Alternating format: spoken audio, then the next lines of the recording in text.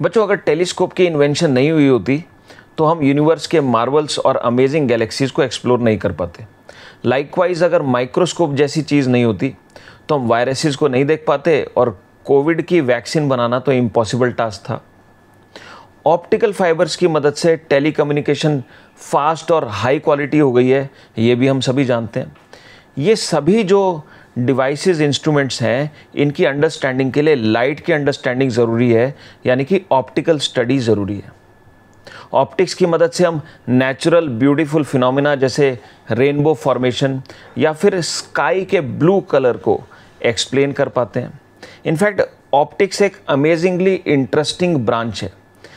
इसको डेडिकेटेड जो class 12th का चैप्टर है, इसमें हम लाइट से रिलेटेड वेरियस इवेंट्स जिसमें reflection, refraction and total internal reflection आ जाता है, इनकी डीप अंडरस्टैंडिंग डेवलप करते हैं और eye and instruments, microscope, telescope की वर्किंग को समझते हैं।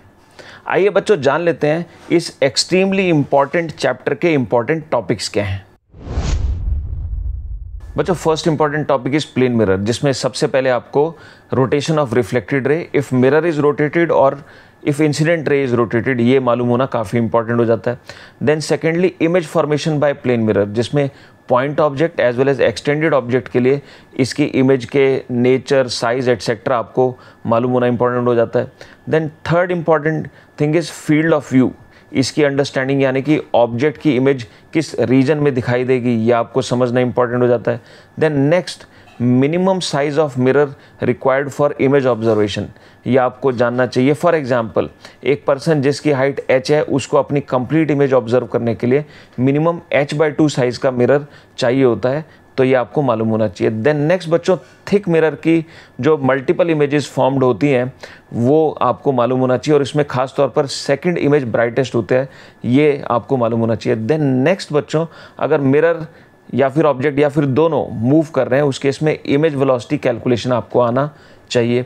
उसके बाद कॉम्बिनेशन ऑफ पैरेलल मिरर्स, जैसे कि सलून में या फिर शोरूम्स में जो पैरेलल प्लेन मिरर्स लगे होते हैं, उसमें देखा होगा आपने इनफाइनाइट इमेजेस फॉर्म होती हैं आपकी, तो उन इमेजेस की लोकेशन आपको निकालनी आनी चाहिए। Then combination of inclined mirrors के केस में फाइनाइट इमेजेस फॉर्म होती हैं, तो कितनी इमेजेस फॉर्म होती हैं, 5, 7, ये कैलकुलेट करना आपको आना चाहिए और उन इमेजेस की लोकेशन क्या होगी ये भी आपको मालूम होना चाहिए बच्चों, इंपॉर्टेंट हो जाता है। Then second important topic happens to be spherical mirror, जिसमें सबसे पहले ये 2 टाइप का होता है, कॉन्वेक्स, कॉनकेव। देन इससे रिलेटेड बेसिक टर्म्स की अंडरस्टैंडिंग इंपॉर्टेंट है, जैसे कि radius of curvature, pole, aperture, focal length etcetera. Then next बच्चों, आपको रे ट्रेसिंग की मदद से वैरायटी ऑफ इमेजेस जो है वो डिफरेंट केसेस में आपको निकालना आना चाहिए। देन बच्चों, नेक्स्ट इंपॉर्टेंट जो special case of image formation है वो है किसी सेलेस्टियल ऑब्जेक्ट, जैसे कि सन या मून की इमेज जो कन्वर्जिंग मिरर या कॉनकेव मिरर अपने फोकल प्लेन में फॉर्म करता है, तो इस इमेज का रेडियस या साइज क्या होता है ये आपको कंप्यूट करना आना इंपॉर्टेंट हो जाता है। देन बच्चों, इन जनरल कंसिडरेशन अगर कोई भी ऑब्जेक्ट है उसकी इमेज कंप्लीटली हमें समझनी है, तो जो रेलेवेंट फॉर्मूले होते हैं, जिसमें मिरर फार्मूला हो गया या फिर transverse magnification, longitudinal magnification for short linear object, और एक खास फार्मूला होता है न्यूटन्स फार्मूला, इनकी अंडरस्टैंडिंग काफ़ी इंपॉर्टेंट है। देन बच्चों, नेक्स्ट वेलोसिटी ऑफ इमेज, जिसमें अगर मिरर मूव कर रहा है, अच्छा मिरर और ऑब्जेक्ट भी मूव कर रही हो सकती है, 2 तरीके से इन जनरल मूव कर सकते हैं, या तो पैरेलल टू प्रिंसिपल एक्सिस या फिर परपेंडिकुलर टू प्रिंसिपल एक्सिस, तो वैरायटी ऑफ केसेस इनमें बनते हैं, तो ये सारे केसेस आपको आना इंपॉर्टेंट हो जाता है। वेलोसिटी ऑफ इमेज जो है वो एक पॉपुलर टॉपिक है कॉम्पिटिटिव एग्जाम्स के पॉइंट ऑफ व्यू से। देन बच्चों, नेक्स्ट कॉम्बिनेशन ऑफ मिरर्स के साथ स्लैब्स भी इन्वॉल्व हो सकते हैं या और ऑप्टिकल एलिमेंट्स हो सकते हैं, तो उस केस में मल्टीपल रिफ्लेक्शन इन्वॉल्व होती है, तो ऐसे केसेस भी आपको प्रिंसिपल ऑफ इवेंट्स की मदद से डील करने आने चाहिए, फाइनल इमेज का नेचर, पोजीशन वगैरह एस्टैब्लिश करनी आनी चाहिए। बच्चों, नेक्स्ट इंपॉर्टेंट चीज़ हो जाती है कटिंग ऑफ मिरर, अगर मिरर के कुछ पीसेस हैं वो कैसे इमेज फॉर्म करेंगे ये भी आपको जानना इंपॉर्टेंट हो जाता है। बच्चों, third important topic happens to be refraction, जिसमें सबसे पहले रिफ्रैक्शन का basic meaning, then secondly refractive index, relative refractive index of a medium का मतलब, देन स्नेल्स लॉ की गुड अंडरस्टैंडिंग। उसके बाद Snell's law for multiple media, जिसमें पैरेलल इंटरफेसेस होने चाहिए। तो उस केस में स्नेल्स लॉ कैसे एक्सप्रेस किया जा सकता है, कैसे यूज़ किया जा सकता है ना, ये जानना कॉम्पिटिटिव एग्जाम्स के पॉइंट ऑफ व्यू से इंपॉर्टेंट हो जाता है। देन बच्चों, path of ray if refractive index of a medium is varying continuously, ये भी कॉम्पिटिटिव एग्जाम्स में देखा गया है। बच्चों, fourth important topic is refraction at plane surface, जिसमें सबसे पहले आपको apparent depth in case of non normal observation using Snell's law calculate करना आना चाहिए। फॉर एग्जाम्पल, एक कोई वेसल है जिसमें वाटर है और इस वेसल के बॉटम पर एक कॉइन है। जब आप इसको ऑब्जर्व करेंगे तो ये कॉइन थोड़ा सा आपको ऊपर नजर आएगा compare to its actual depth. तो इसकी अपेरेंट डेप्थ स्नेल्स लॉ और ज्योमेट्री की मदद से हम कैलकुलेट कर सकते हैं, ये आपको आना चाहिए।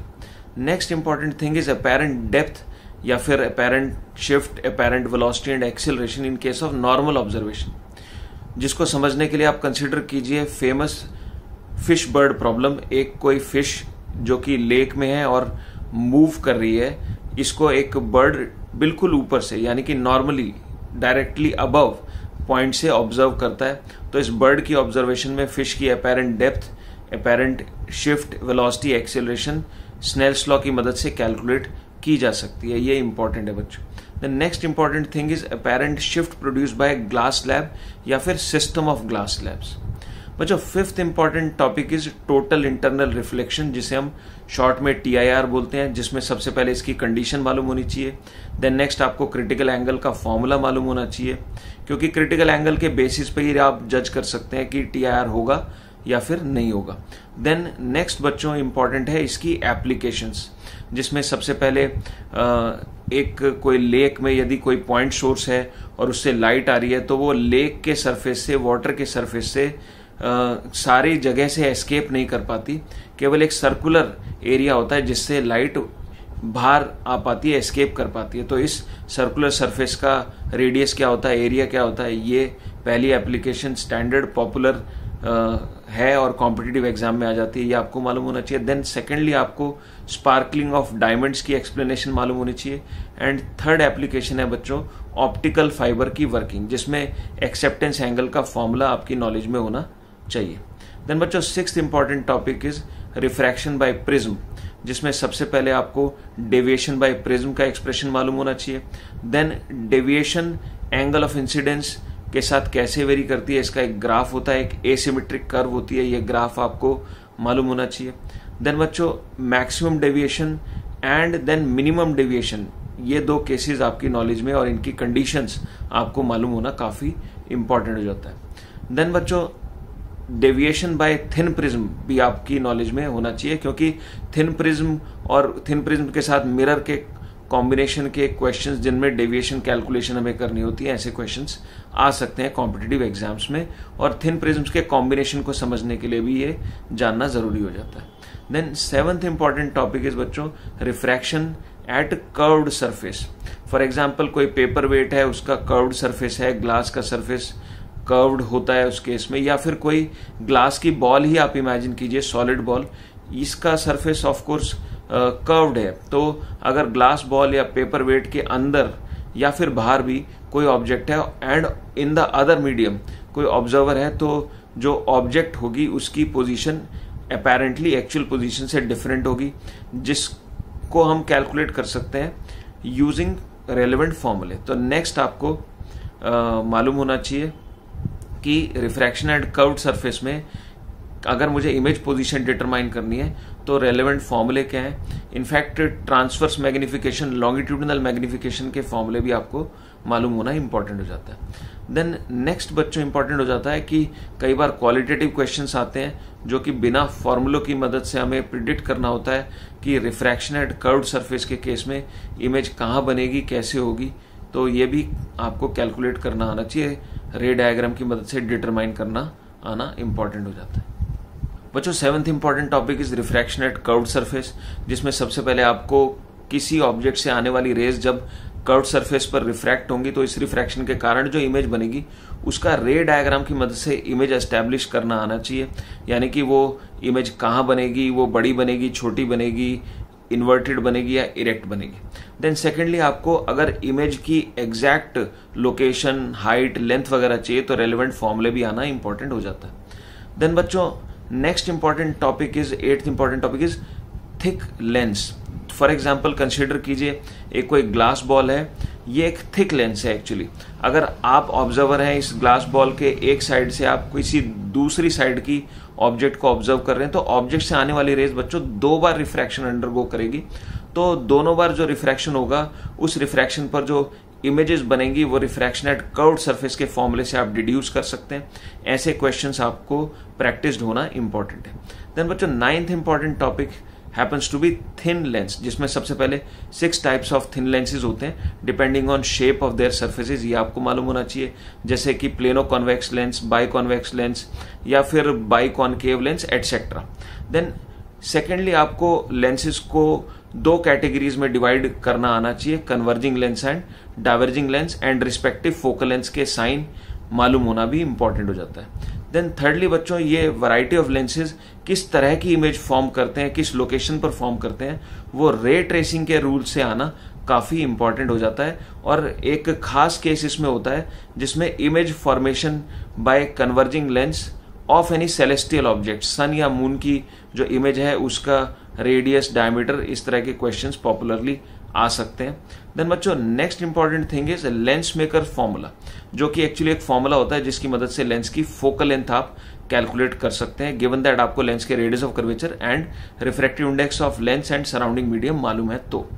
देन नेक्स्ट बच्चों आपको अदर फॉर्मूले, यानी कि जो ऑब्जेक्ट और इमेज के डिस्टेंसेस को रिलेट करने वाला फॉर्मूला है, popular formula 1/v - 1/u = 1/f, and other फॉर्मूले ट्रांसवर्स मैग्निफिकेशन का फॉर्मूला, लॉन्गिट्यूडनल मैग्निफिकेशन का फॉर्मूला, खासतौर पर शॉर्ट लीनियर ऑब्जेक्ट के लिए ये मालूम होना इंपॉर्टेंट है, क्योंकि इसके बिना आप लेंस की प्रॉब्लम्स में कैलकुलेशन नहीं कर पाएंगे बच्चों। Then next important thing in lenses happens to be बच्चों combination of lenses, mirrors and slabs.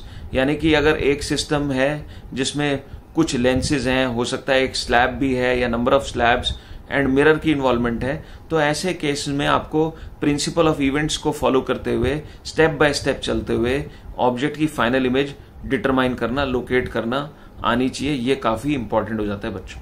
Then उसके बाद है लेंस को यदि कट कर दिया जाए, यानी कि उसके कुछ पीसेस की इमेज फॉर्मेशन की बात हो रही हो, तो इसकी अंडरस्टैंडिंग भी आपको होनी चाहिए। ये काफी इंपॉर्टेंट हो जाता है बच्चों। Then 10th important topic happens to be power, जिसमें सबसे पहले आपको मिरर की पावर एंड लेंस की पावर का बेसिक मतलब क्या होता है। Actually power is nothing but ability to converge, तो पावर की क्वालिटेटिव अंडरस्टैंडिंग कहने का मतलब आपको होनी चाहिए।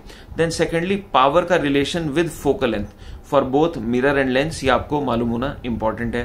देन नेक्स्ट बच्चों principal of addition of powers आपको मालूम होना चाहिए, जो कि सिंपल होता है कि अगर number of optical elements coaxial हैं और एडजेसेंट हैं, तो उस केस में पावर सिंपली ऐड हो जाती है। यानी कि effective power of the system निकालनी है तो सिंपली आप पावर्स को ऐड करके इफेक्टिव या इक्विवेलेंट पावर भी जिसको बोलते हैं, ये हम निकाल सकते हैं। Then next important thing is बच्चों equivalent power and equivalent focal length determination in several cases, जिसमें ऑफ कोर्स पहला केस है combination of adjacent coaxial lens, और दूसरा केस है combination of two lenses having some gap in between. अगर ये lenses के इक्विवेलेंट लेंस की पोजीशन आपको लोकेट करनी हो तो वो भी आपको आना इंपॉर्टेंट हो जाता है बच्चों। Then next case happens to be silvered lens का केस, जिसमें आप देखेंगे डिफरेंट कॉम्पिटिटिव एग्जाम्स में सिल्वर्ड लेंस की equivalent power, equivalent focal length या फिर equivalent power, equivalent focal length निकालने के बाद ऑब्जेक्ट दी होती है उसकी इमेज लोकेशन के क्वेश्चन आ जाते हैं। देन नेक्स्ट इंपॉर्टेंट केस बच्चों happens to be lenses plus mirror, जो कि कोएक्सियल होने चाहिए। इनके कॉम्बिनेशन के केस में equivalent focal length, equivalent power determination. बच्चों 11th इंपॉर्टेंट टॉपिक है डिस्पर्शन, जिसमें सबसे पहले डिस्पर्शन का basic meaning, secondly Cauchy's formula जिससे हम डिस्पर्शन को एक्सप्लेन कर सकते हैं, and thirdly combination of prisms, जिसमें 2 केसेस आ जाते हैं, नो डिस्पर्शन वाला केस एंड नो डेविएशन वाला केस। ये चीज़ें इंपॉर्टेंट हो जाती हैं बच्चों। 12th important topic happens to be optical instruments, जिसमें सबसे पहले इंस्ट्रूमेंट्स की वैरायटी आपको मालूम होनी चाहिए, माइक्रोस्कोप के टाइप्स, टेलीस्कोप के टाइप्स, ये आपकी नॉलेज में होने चाहिए। देन सेकेंडली इनकी डिफरेंट एडजस्टमेंट्स, जिसमें particularly near point adjustment and far point adjustment, ये मालूम होने चाहिए। देन नेक्स्ट, इन एडजस्टमेंट्स में angular magnification and tube length के फॉर्मूले जानना इंपॉर्टेंट है बच्चों। 13th important topic is natural phenomenon, इनकी एक्सप्लेनेशन यूजिंग ऑप्टिक्स, जिसमें रेनबो या फिर ब्लू कलर ऑफ स्काई या फिर colour of sun during sunset sunrise, ये इवेंट्स की एक्सप्लेनेशन आपको आना इंपॉर्टेंट हो जाता है। देन बच्चों 14th important topic happens to be defects of vision, जिसमें खास तौर पर हाइपरमेट्रोपिया, मायोपिया एंड एस्टिग्मेटिज्म के रीजंस की एक्सप्लेनेशन एंड करेक्टिव मेजर्स आपको मालूम होना इंपॉर्टेंट हो जाता है। बच्चों ज्योमेट्रिकल ऑप्टिक्स में अपनी सक्सेस की प्रोबेबिलिटी बढ़ाने के लिए इसके इजी टॉपिक्स जान लेते हैं। पहला इजी टॉपिक है प्लेन मिरर, सेकंड है स्फेरिकल मिरर, देन थर्ड है refraction at plane surface, fourth happens to be prism and fifth happens to be thin lens. बच्चों इन पांचों ही टॉपिक्स में जो प्रॉब्लम्स हैं, जो सिचुएशंस हैं, वो फॉर्मूले से और बेसिक रे डायग्राम की मदद से डील की जा सकते हैं। आइए नेक्स्ट समझ लेते हैं कहाँ में ज़्यादा एफर्ट डेडिकेट करना होगा, यानी कि डिफ़िकल्ट पोर्शंस। पहला डिफ़िकल्ट पार्ट है refraction at curved surface, then second है थिक लेंस, जो कि ऑफन स्कूल्स में कम प्रैक्टिस कराया जाता है। देन थर्ड डिफ़िकल्ट पोर्शन बच्चों happens to be combination of lens, mirrors and silvered lenses. Then fourth difficult portion is instruments. ये इसलिए डिफ़िकल्ट है क्योंकि इंस्ट्रूमेंट्स बच्चे एक बार पढ़ तो लेते हैं लेकिन फॉर्मूले फिर एग्ज़ाम में भूल जाते हैं, तो इन्हें रिवाइज करना बहुत इम्पॉर्टेंट हो जाता है। बच्चों ज्योमेट्रिकल ऑप्टिक्स में अच्छी कमांड के लिए प्री रिक्विजिट्स जो हैं, उसमें पहला प्री रिक्विजिट है ज्योमेट्री की गुड अंडरस्टैंडिंग, ज्योमेट्री पर कमांड। एंड देन सेकेंडली है ट्रिग्नोमेट्री की अंडरस्टैंडिंग, ट्रिग्नोमेट्री की बेसिक आइडेंटिटीज़ या फिर अप्रॉक्सीमेशंस की नॉलेज।